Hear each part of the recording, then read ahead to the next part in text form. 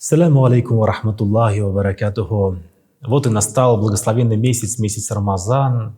И пророк Мухаммад, алейхиссалату вассалям, у этого месяца выделял последние 10 дней особенно. Он уходил на ихтикаф и советовал проводить эти 10 дней в бдении. И самой знаменательной частью месяца Рамазан считается по праву ночь могущества, ночь Ляйлятуль-Кадр, ночь предопределения. Эта ночь равняется 1000 месяцев по благости, по баракату, по милости Творца. И пророк Мухаммад, алейхиссалату вассалям, советовал в эту ночь заполнить благими деяниями, чтобы эта ночь выделялась от многих других ночей, которые мы проводим в поклонениях. Например, выделить ее тауба, покаянием. Просить у Аллаха Та'аля прощения за те деяния, которые мы, зная или не зная, совершили, плохие деяния, которые нас отягощают, чтобы мы освободились от грязи, грехов и прегрешений.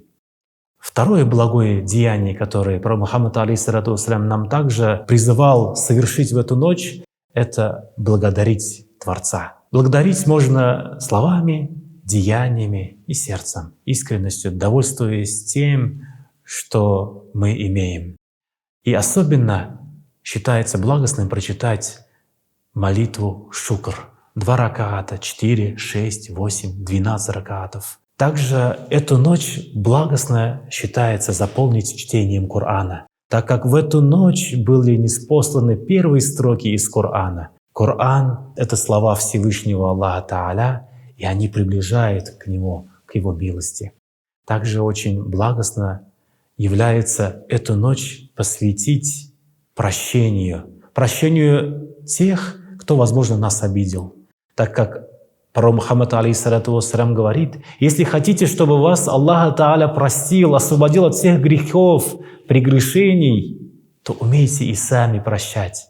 Умейте прощать, отпускать тех, кто вам принес какую-то боль, какую-то неприятность, какую-то тягость для вашей души. И также очень благостным является в эту ночь как можно больше произносить слова покаяния, поминания Творца, зикры. И особенно благостным считается читать молитву, которую пророк Мухаммад, алейхиссалату вассалям, обучил свою супругу Аишу. «Аллахумма иннака гафун каримун тухиббуль афва фа'фу анни».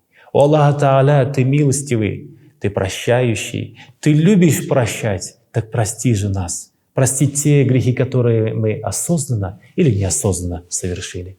Пусть Аллах Та'аля заполнит нашу ночь, ночь могущества, благом, благословением. И конец этой ночи, итог этой ночи — это очищение от всех грехов и получение благости, подобно тому, что мы молились бы на протяжении 83 лет нашей жизни. Саляму алейкум ва рахматуллахи ва баракатуху.